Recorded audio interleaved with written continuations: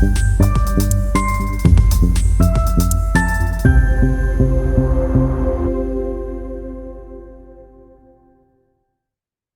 everyone. Welcome to this Wednesday's episode of Federation Live. Federation Live is the Federation of Southern Cooperative Land Assistance Funds knowledge sharing platform for our membership of Black farmers, landowners, and cooperatives. I'd like to introduce myself as Tandalyn Daniel. I am the organization's Director of Communications and Member Relations. The Federation of Southern Cooperatives Land Assistance Fund is a 57-year-old cooperative association of Black farmers, landowners, and cooperatives. What do? We do cooperative development, land retention, and advocacy. And we do that through outreach, education, and technical assistance. What we're doing here right now is outreach and educating you guys about an aspect which falls under our advocacy focus area, the census, which definitely has a huge impact on our membership. Where do we do it? We do this only in the South. We are the Federation of Southern Cooperatives. So we are chartered out of Washington, D.C. We operate in 16 southern states with boots on the ground in 7. That would be Alabama, Georgia, Florida, Louisiana, Mississippi, South Carolina, and Texas. I would like to introduce our first guest, Hubert Hamer. He serves as the administrator for the United States Department of Agriculture, National Agricultural Statistics Service, better known as NASS. Hubert has served as the NASS administrator since 2016. He brings extensive experience in all aspects of the agency's work. Before becoming administrator, he served as director of the Statistics Division, which produces and releases more than 400 national statistical reports each year covering the agency's crops, livestock, economic, demographic, environmental, and census programs. So with no further ado, I'm going to turn this conversation over to you.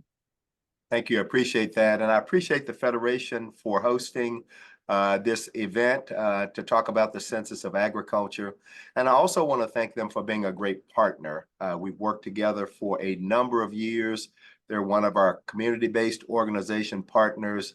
Special thank you to Cornelius Blanding, the executive director. Worked with a number of people over the years at the Federation, Ralph Page, the Zipperts, John and Carol, Shirley Blakely, the board chair, Jerry Pennick, and Heather Gray. I just wanted to mention a few of the people that I have a long-standing relationship and had an opportunity to work with them over the years. I want to especially hone in a bit on the community-based organization group that the Federation is a part of. When we took over the Census of Agriculture, that was one of the things we wanted to do is broaden the outreach activities to make sure that we can be the most inclusive as we could be. We want to include every operation, regardless of the size, regardless of the location, and the Federation has helped us with that immensely. But I want to pause and we're going to go ahead and get started with the presentation. I'm very pleased to have Virginia Harris, NASS demographer, and a person that has worked on the Census of Agriculture for a number of different years. And she's really an expert in digging through the data.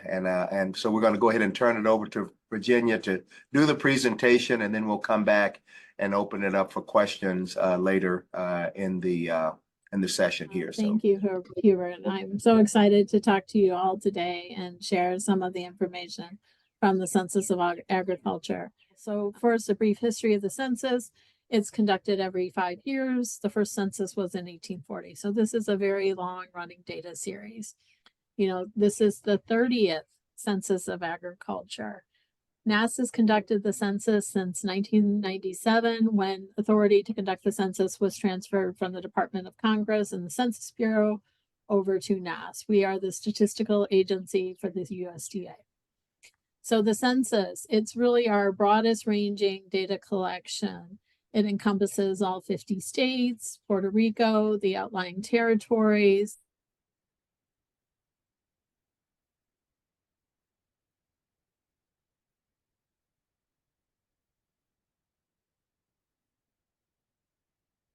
county levels.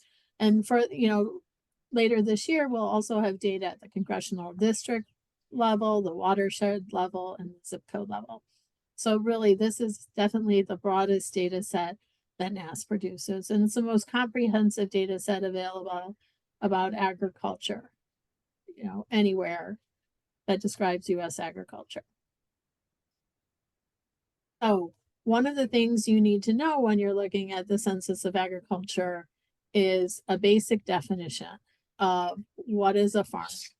And since 1974, the Census of Agriculture has defined a farm as any place from which $1,000 or more of agricultural products were produced and sold, or would have been produced and sold during the census year.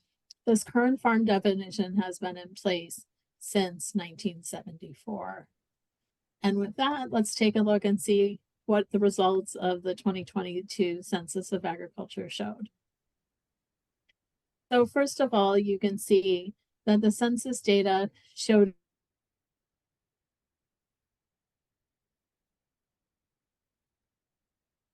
1.9 million farms in 2022. That's a decrease of about 142,000 farms between the two census cycles. And in percentage terms, that's a larger decrease than what we've seen in the past 20 years.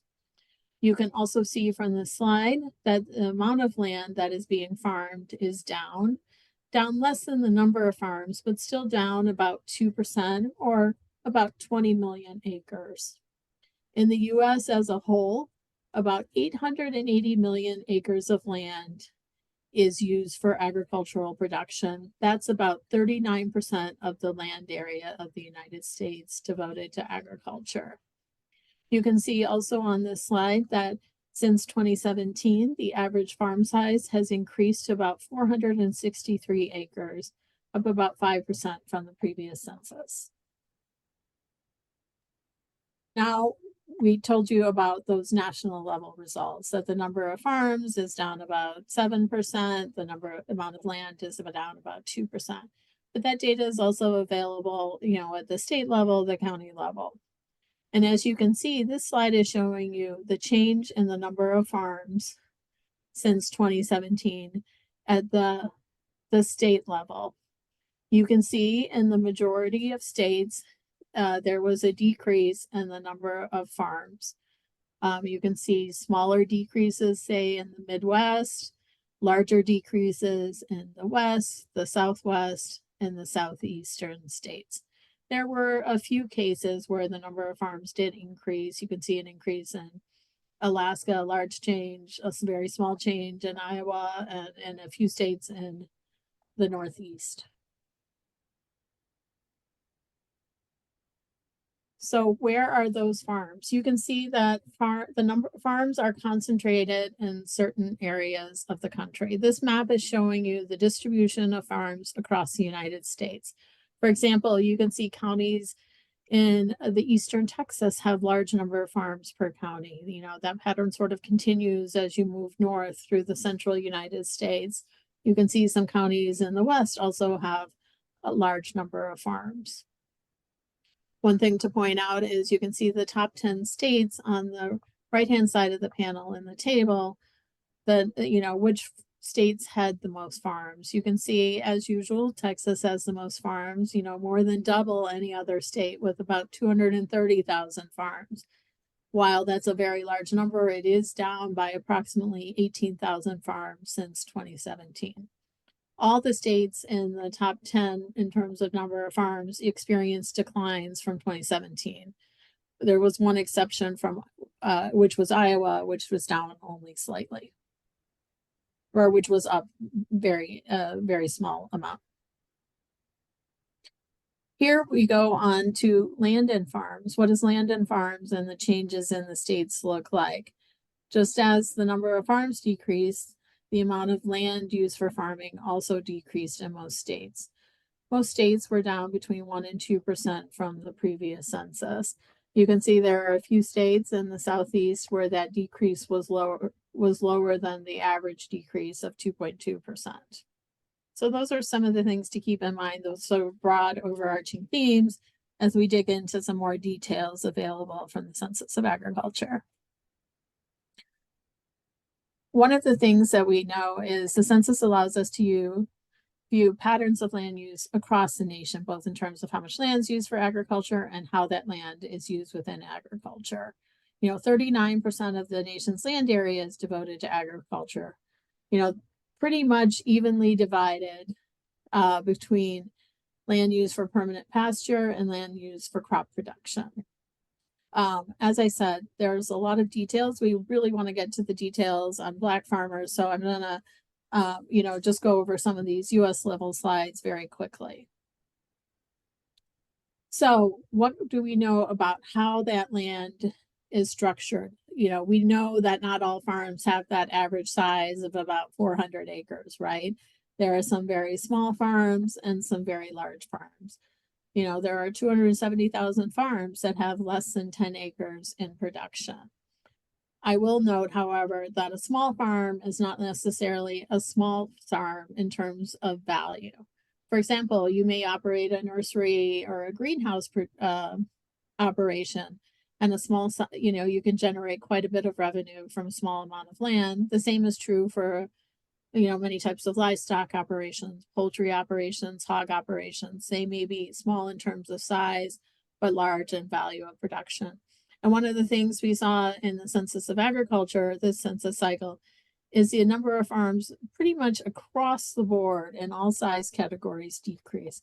There was one small exception. The number of farms with 5,000 acres or more actually increased by, not quite about 1,000. So another way to look at that land is to see how it's distributed. So we said we have about 880 million acres of land. How is that distributed when we look at farms by size? We can see that the very largest farms, those 27,000 farms, they operated about 368 million acres, while the smallest farms in terms of our land size categories operated, the two smallest size categories operated, about 15 million acres of land. So land is not evenly distributed among farms by farm size. We can see that this largest group, those who control 5,000 acres or more, they controlled about 40% of the land in 2022. And this group's influence has seen a continuous increase over the last 20 years. These largest farms control about 7 percentage points more of land in production than they did in 2002. So there's been, movement of the land from the smaller farms to the largest farms. Now let's turn to some brief economic points from the census. One of the things we can look to in depth from the census is what kind of agricultural products are produced, whether it's crops or livestock. And it also allows us to dig into the economics of farming. Are farmers making money or losing money? So overall, this chart probably looks familiar. We've changed from size of the farm in terms of acres to size of the farms in terms of their sales dollars. And again, we go from farms with less than $2,500 in sales during the census year to farms with more than $5 million of sales during the census year. And again, one of the things you can see is the number of small farms. Those are definitely declining. The very smallest farms, are not, there was a large drop in number of those farms. The very largest farms, those are the only size classes where we saw an increase in the number of farms. So how, again, this is a lot like this land chart that we presented earlier. It's talking about the number of farms over here in the left-hand panel, by size category. So about 16,000 farms with $5 million or more in sales, about 680,000 farms with sales of less than $2,500 in the census year. The right-hand side is showing the share, the amount of agricultural production coming from each of these kinds of farms. You know, the farms with sales of 5 million or more, the 16,000 farms produced about almost $230 billion worth of agricultural products. You can see again that the value of agricultural production is definitely produced by these very largest farms. One of the things you can do if you dig deep into the numbers is do those calculations. So 75% of the $540 billion of agricultural products produced came from those farms with sales of $1 million or more. Those 105,000 farms were less than 6% of all U.S. farms. Where are the top states in terms of value of production? Well, this map is showing you California leads the way, as it has for many census cycles. California produced about $60 billion worth of agricultural products in 2022, followed by Iowa and Texas. You know, these states are very similar from what we've seen in past census cycles. These are the states basically that have historically contributed, you know, the majority of the value of agricultural production. So we also can measure that by county. You do definitely see a few hotspots for agricultural production, whether it's in California or, you know, some of the Texas counties that maybe are doing a lot of cattle feeding, you know, poultry production in the Southeast, you know, grain, oilseed production, hog production in the Midwest. So what does it look like in terms of how farmers did economically in 2022? Well, as we've told you, you know, farmers produced, you know, $500 billion worth of agricultural products. $543 billion of agricultural products were produced by U.S. farms in 2022. That was a large increase from the previous census. You know, that value was up 40%. You can also see that associated revenue items, government payments, federal farm program payments up 17%. Farm-related income was up as well. Let me slide back.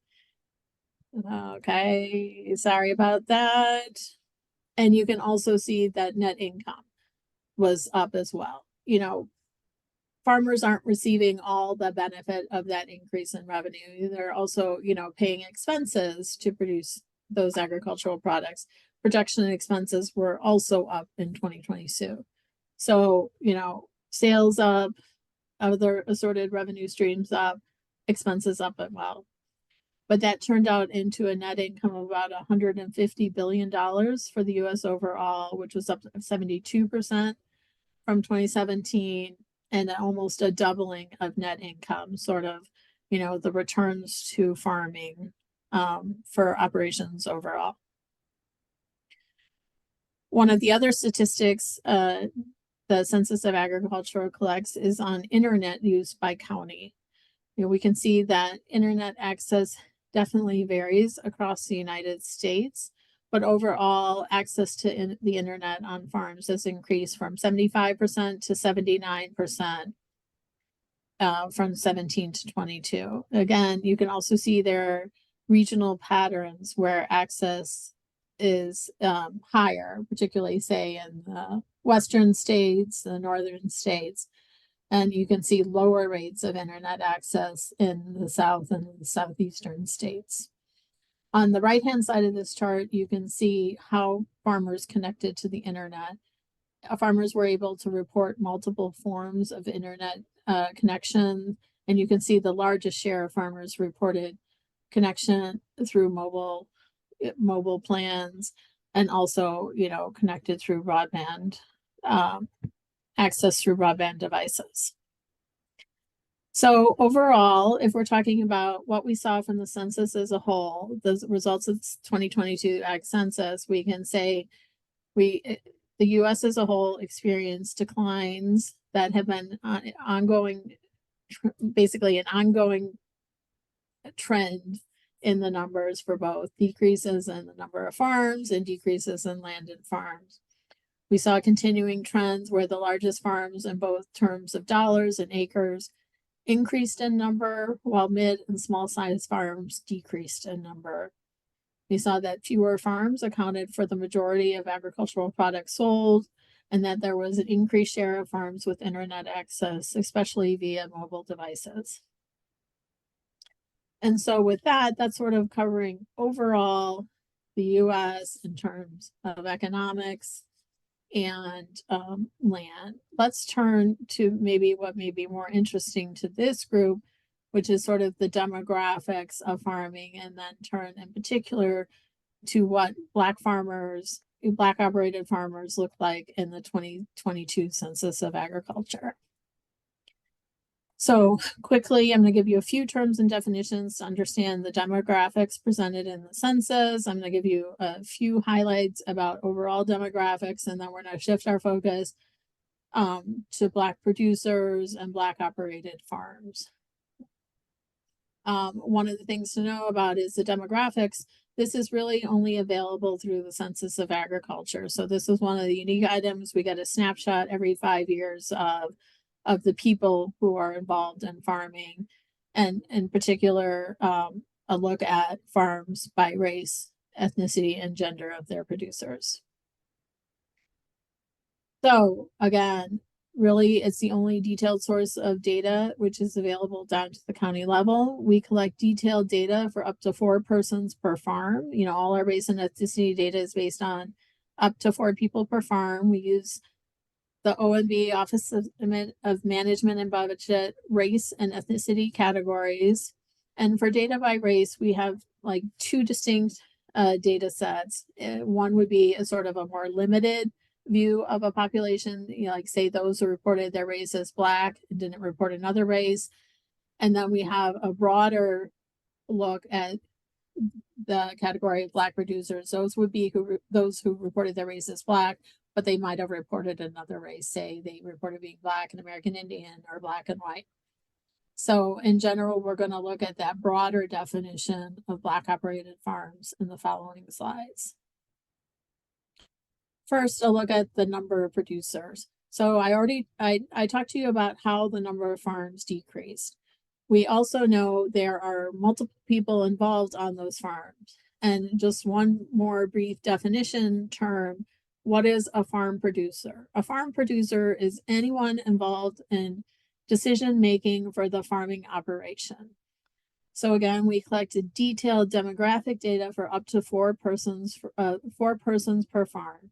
You can see from the chart that most farms have multiple people involved in decision-making for that farm operation. You know, 60% of farms have more than 1 person involved in that farming operation. And one of the things we observed was, while the number of farms was down, 6.9%, the number of producers was down only a little less than 1%. So we counted fewer farms, but there's only a much smaller decrease in the number of producers on those farms. You know, more people reported multiple people involved in farming.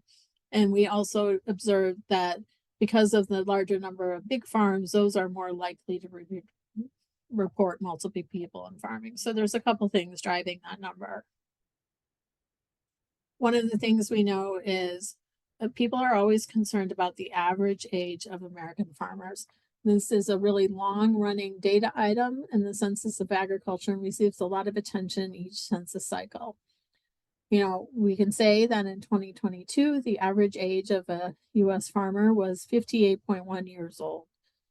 But that varies substantially across the country. You know, producers in the Southeast and Southwest tend to be older than that overall average of 58.1 years old. And you can see how that number has changed over time. In 2002, the average age of a producer was 53.2. We're now up to 58.1. You can see, however, also that the increase from 2017 was one of the smaller increases over that 20-year period. So we know the future of farming is in the people who are starting farms, whether that's young people entering farming or people entering at any age. This map is showing you a general characteristics of young farmers. That's defined in the Census of Agriculture as anyone under 35 years of age as of December 31st of the census year. Overall, about 9% of farmers in the census were young. They operated a larger farm than average, and they also generated a larger value of production than average from those farms. One of the things to know, though, about those young farmers, they may not all be running operations where they're the only person present. You know, most farmers operate with others, and so the others on those young farms may be older. So there's some nuance to this data about young farmers having larger than average farms, both in terms of size and acres and size and dollars. So we're also interested always about who is entering farming. And this slide is saying, you know, 30% of all producers counted in the Census of Agriculture have started farming in the last 10 years. So that's really one thing to consider, is who's entering agriculture and what they're doing. You can see those average age of people entering agriculture is younger than the US average. You can see that the farms beginning producers are on are smaller than the average in terms of both acres and dollars.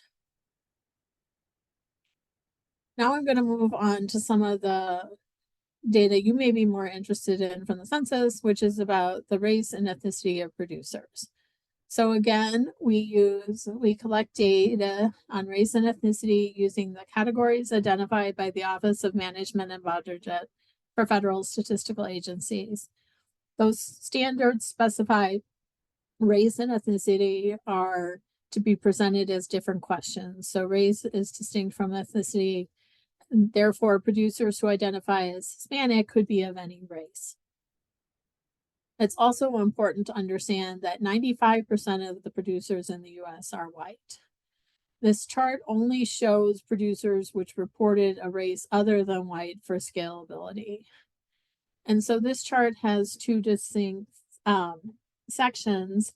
On the left, you can see the number of farms operated by producers of these different races and ethnicity, while on the right, you can see the number of producers of the different races and ethnicities. We can see that there were increases in the number of farms operated by producers of Asian and Native Hawaiian origin, as well as, you know, the number of producers who fall in those categories. While you can also see that farms with Hispanic producers, American Indian producers, and Black producers, the number of those farms all decline for farms operated by producers in those categories. You can also look at it in a slightly different way, you know, which is the share of farms operated by producers of different races and ethnicities. In the last chart, I showed you changes by absolute numbers. This slide looks at the data in a slightly different way. You know, we have to look at it in context of that 6.9% decrease in all farms. So we can calculate the share of the population in 17 and 22, which is what this particular chart is showing you. You can see, for example, that the number of farms with a Black producer was 1.74 in 2017 and is now 1.72. You can see on the right-hand side corresponding, share of the producer population. So let's move on to some more details about each of these groups. This is showing you characteristics of farms operated by those of different race and ethnicities. That farms, in terms of value of production, average total value of production, farms operated by American Indian and Black producers tend to be smaller than the average of farms overall. But we also know this can be vary based on the location of the operation and the type of agricultural product the farm is producing. This is some of the most highly requested data from the Census of Agriculture. We have a certain set of numbers we've generated from this initial Census of Data Agriculture release. We're also going to be reporting more numbers on race, ethnicity, gender when we produce our race, ethnicity, gender profiles later this year. They will be coming out in June and are going to allow us to do sort of a deeper dive in terms of what is happening on farms by race or ethnicity. So again, we just have some of these numbers now. We'll be producing a whole lot more numbers in June on farms by race and ethnicity.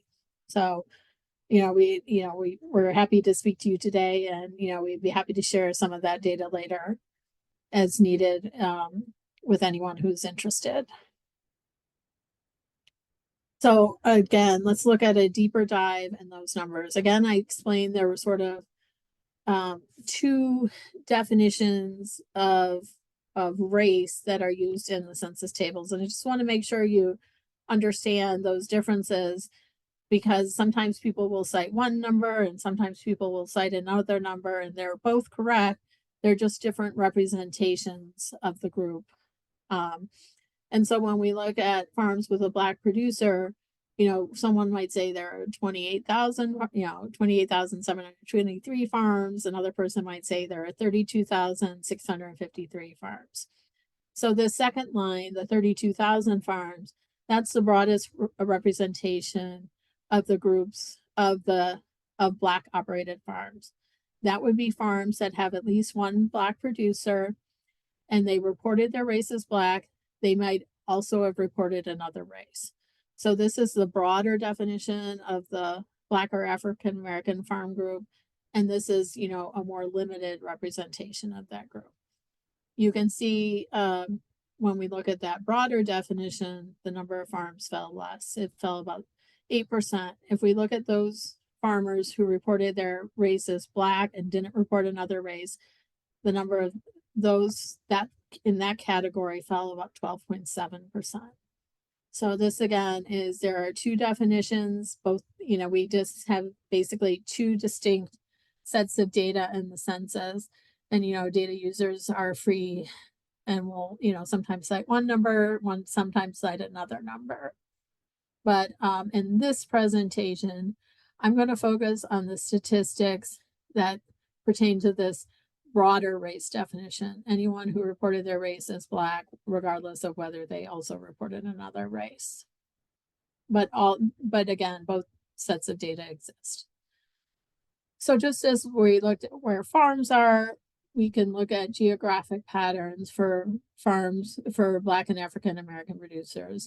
No surprise to anyone on this in this webinar, the share of by county, the share of Black or African American producers is highest in states in the Southeast, while overall 1.5% of all U.S. producers are Black or African American. In states in the South and Southeast, that share at the county level can be that share goes up to a number of more than 20% of the population is Black or African American among the farming population. On the right-hand side of this slide, you can see the top states for farms with a Black or African American producer. Again, I told you Texas was the largest state in terms of farms overall. Texas is also the state with the largest number of Black producers, followed by, Mississippi, Alabama, and Louisiana. How did those numbers change at the state level? Overall, we had a 7.9 decrease from the previous census. That's larger than the US overall decline of 6.9%. However, as you can see in the map, there were states with an increase in Black farmers. However, those are mainly concentrated in states that have a fairly small number of Black producers. Every state in the South saw a decrease in the number of farms with a Black or African American producer. And this is a table, and I will share the presentation afterwards with Tandalin, and hopefully she can send it out to everyone who registered for the webinar. We know we're doing lots of numbers and they're just flowing by on the screen, but we're happy to share the presentation so you can dig into it in more detail, you know, at your leisure. That maybe it's definitely probably going to be more useful to look at the numbers in depth later on. So this is a table with those top states. So every state with more than 1,000 farms with a Black or African American producer is in this table. We've shown you the number of farms in 2022, the change from 2017, and the total number of farms in that state, as well as that change from 2017. So for example, you can see in Texas, you know, the number of Black farms dropped 6.2%. Farms overall in that state dropped 7%. In Mississippi, you know, there was a change of, you know, 11.7% for Black farms. Overall in the state, farms dropped 10.6%. So, you know, this is one of the data series, you know, in our release we're digging into. So as we move further into our analysis, data users do further analysis. This is one of the things they're going to be looking at: trends at the state level, trends at the county level. And, you know, we're happy to help you find that data and encourage you to, you know, look in more detail for trends in the area where you are.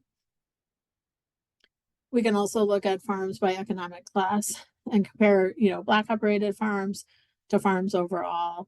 You can see in this one, this is a farm by economic class. That's the economic class is basically the value of sales a farm has plus their government payments. And you can see from the chart that the number of very small Black farms is higher than the number of US farms overall. For example, 31% of Black operated farms had less than $1,000 in receipts compared to 20% of all US farms. You know, 67% of all Black operated farms were in the 10,000 or less economic size categories. That compared to about 52% of all US farms. If we look at the largest size category that was presented in the publication for Black farms, about 12% of Black farms had receipts of more than $50,000. That compares to 27% of all US farms. But it's also important to note not only how that number looked in 2017, but you may also be looking at comparing that number over time. You can see that the share of farms for Black operated farms in the smallest size categories decreased in general, and the share of farms in the largest size category increased compared to the 2017 census. And we can do the same for land. Again, you know, Black farmers are more likely to operate the smallest size farms compared to producers overall. And again, a similar chart showing how that the changes in each of the size categories compared to 17. And how does that translate into other items people might be interested? One of the items we know is land and production. What amount of land did Black operators operate in 2017 compared to 2022? Land operated by Black farmers increased by about 14%. Sales, the value of ag products generated on Black operated farms increased. In fact, almost doubled, was up 95% from 17 to 2022. And the value of government payments received was up by about 30%. You can also look at farms by specialization, what are Black farmers doing? This is another data point from the census that might help you understand some of the trends in the data. You can see Black operated farms are, you know, much more, are very, you know, almost half, you know, of farms are specialized in beef cattle production. And that's a category that saw a large decrease from 17 compared to 2022. you can see how Black operated farms compared to the US overall. Black operated farms, again, 45% of all Black operated farms specialize in beef cattle production compared to only 28% of all farms. Another big difference is in the oil seed and grain farming. Fewer Black operated farms specialize in grain and oil seed production compared to all farms. And now we have some data on the demographic characteristics. This is running a little bit long. I'm going to encourage you to look at detail at some of these slides later. One of the things we do know is that Black farmers overall tend to be much older, or tend to be older than producers overall. 47% of all Black producers were 65 and over in the census. However, the number of Black producers who were young increased. So while we have older producers, we also know that the number of Black producers who were young increased between the two census cycles. And now we've generated some charts with data at the state level. So here are some really basic slides that are illustrating Black farmers at the state level. I know you have a training center, I believe, in Alabama somewhere. And so this is maybe one I'm going to dig into in more detail. So you can see the distribution of producers by county in Alabama. You can see, a large, area where the share of Black producers is very high compared to the other counties in the state. And then you can look at the average age of those producers. What is their average farm size compared to farms overall in Alabama? What is their average revenue compared to all farms in Alabama? And we've generated these slides for each of the states, the 7 states, that are the primary, where you have a presence. So we can look at Alabama, Florida, Georgia, Louisiana, Mississippi, South Carolina, and Texas. We actually have generated maps and have the data available for all states. So if there's a state you're interested in, we would be happy to share it, with you and your members if you're interested in a particular state. And I think I'm going to end there. I will say we do have some illustrations of tables and some highlights. Maybe I'll leave that on the screen as we move towards questions and answers. First question is, how has the census changed since you've been in this role regarding participation overall? Yeah, I'll say one thing. She mentioned earlier that the census series has been running since 1840, the first census of agriculture conducted then. It was over at the United States Census Bureau until the program moved over to USDA and NASS in 1997. So we conducted our first census in 97, very deep into the game. We didn't really have a chance to change anything. We got it at the last minute, and we conducted the census in the exact same measure that they would have at the Census Bureau. What we learned when we took over the program is that they had not invested very much in outreach activities at all. So when we were preparing for the 2002 and really the 2007 Census of Agriculture, we started reaching out to community-based organizations, because we wanted to make sure that every operation, regardless of size and location in the United States, had an opportunity to be counted. So when we pulled together the first community-based organization workshop, there was a lot of anxiety. There was a lot of concerns about trusting the Department of Agriculture, trusting the federal government, because of some of the discrimination that had occurred in the past with land loss and just a lot of situations like that. So we had to meet on a continual basis. I've been involved with, I think with our workshops now, we're up to about 40 different organizations. I believe the last workshop we had nearly 100 participants. But we wanted to make sure that by reaching out to these community organizations and talking about the value of these data, demonstrating how it would be used. We're not a policy setting agency. We're not a regulatory agency. Any information that is provided to us by the producers is not only protected by a pledge of confidentiality, but it is protected by the United States Code by law. That if they shared information with us, it would only be used at the county level, the state level, district level. So the biggest change I've seen is, number one, we're more inclusive. And we have relied on the community-based organizations to help us build our list of potential producers, so that we're building that list and mailing out questionnaires to operators. And then we've hired some operators also from these community-based organizations to help us with some collection activities. So a long way around to say that we're a lot more inclusive. We've relied on organizations like the Federation, Tex-Mex Border Coalition, the Intertribal Ag Council, and others. I hate to start listing operations that we're working with, but that's one of the biggest changes. It's more inclusive. Another question, why do you think the census is so important? Well, I think by seeing this presentation that Virginia Harris and our team has put together, the census measures the structure of U.S. agriculture.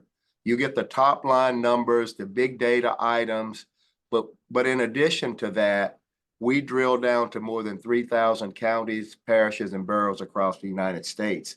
And you can look at the impact that minority operations have, that women have, veterans have. So it's measuring all aspects of the information.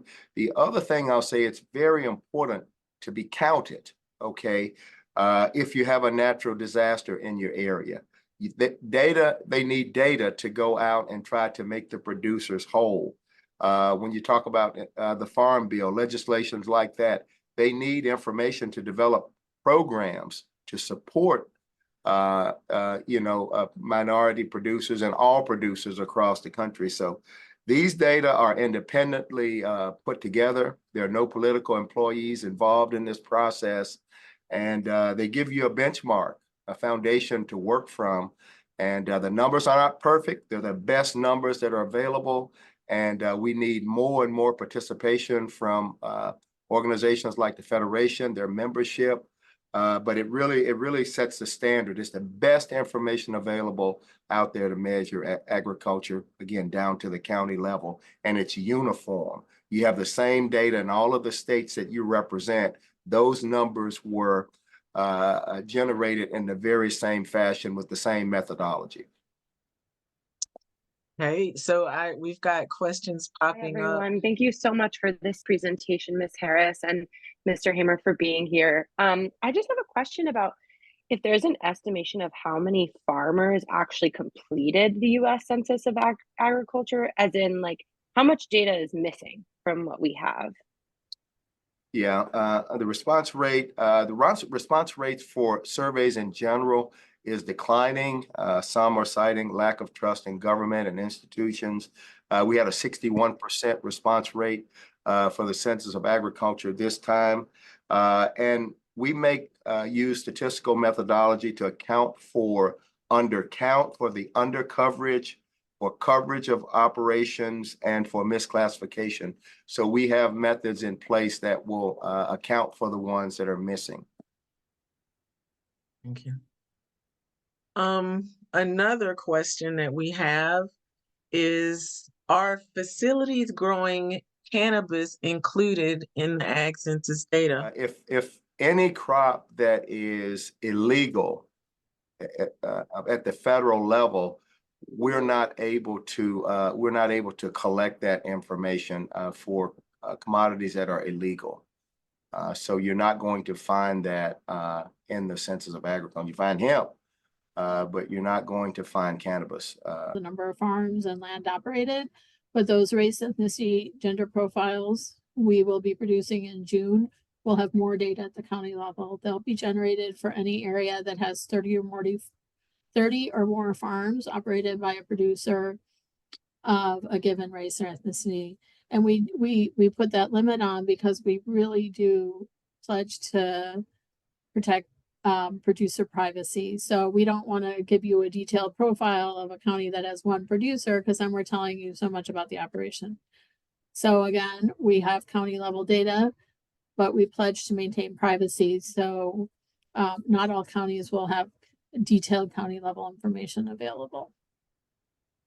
But look to those race, ethnicity, gender profiles. I think they come out on June 25th of this year. We will be looking for them. It's 12:55. We have many more questions, but we are going to try and wrap up. It's close to top of the hour. So let me see. Next question. Does part of your analysis delve into the root causes of some of the major discrepancies between low producer levels and Black population versus high producer levels in other groups? Who's responsible for this analysis? Broader viewpoint is we collect the data, we present it transparently to everyone, so everyone has these numbers upon which they can do analysis. And we tend to leave it to our colleagues, say at the Economic Research Service, researchers, user groups like you, to sort of explore why some of these things might be happening. Again, we provide the baseline numbers, and we have universities that do a lot of research on these numbers, economists all over the country and other places to try to dig into the reasons why. What we're interested in is building the best list of producers, convincing those producers that it is in their best interest to be counted, so that when you pull these numbers together, they reflect what's happening at the local level. And the more information that we're able to collect, the more accurate, the more accuracy you're going to see in the numbers. So we always want to thank the farmers and ranchers for taking the time to fill out these questionnaires, not just for the census, but in addition to the census, we disseminate about 450 additional data reports throughout the year on all subjects: crops, livestock, economic and environmental statistics. So if you see something with our name on it, the National Ag Statistics Service, that Agriculture Counts logo on it, please take the time to provide that information to us. We collect information on the internet. We know everyone doesn't have access. 79% of the population does, but we also collect it by mail and by phone. And those responses are very, very important. We're gonna just start off by thanking you, Mr. Hamer, for all that you have done for the Federation. And John, it's your turn. Well, I also wanted to thank Mr. Hamer for his efforts at NASS, especially his sensitivity and concern for community-based organizations and Black farmers and other farmers of color. And I understand you're soon retiring, Mr. Hamer. So Yes. we just wanted you to know that we really thank you for your help and service over the last 20 years. Thank you. That is correct. Next Friday is a big day over here for me. I'm excited about it, and I really have enjoyed working with the Federation and all of the producer organizations across the country. So thank you for those comments. And I see another hand up out there, Pamela. Hey, okay, Ms. Blakely. Hello, I'm sorry, I was driving, so I hope y'all can hear me. Can you hear me? Yes. Yes, we can hear you. Yes, I certainly when I hear Mr. Hamer, you're retiring, so I just could not, let you go without wishing you the best wishes, and thank you so much, as John has stated, for all you have done for the Federation. I really appreciate that. And I just had one comment, statement, if you will kind of clarify, Mr. Hamer, you spoke of it's important, the importance of this data. So on the local level, could you kind of connect funds, how funds play into the importance of sending this data? Yeah, what role does funds play? I'll just mention one example at the local level. FSA administers the disaster assistance programs. They need data. When you have it seems like every week you've got a natural disaster, a flood, a hurricane, a drought.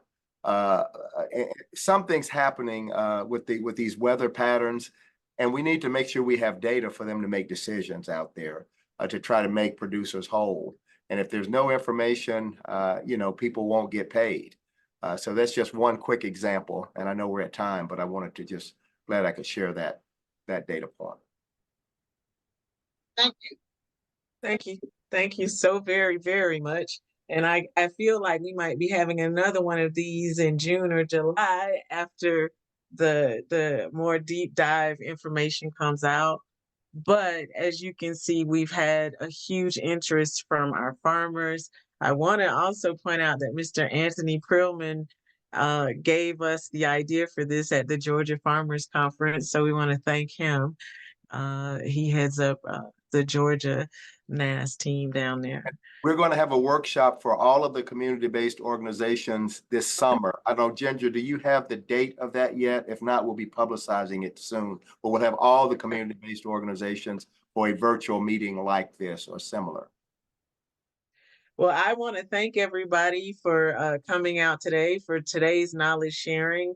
Stay tuned within the next week or so. You should get this presentation and any other information that we feel is pertinent, such as I see people asking for specific state contacts. We will make sure we get all of that. Thank you. Thank you. All right, everybody have a great day.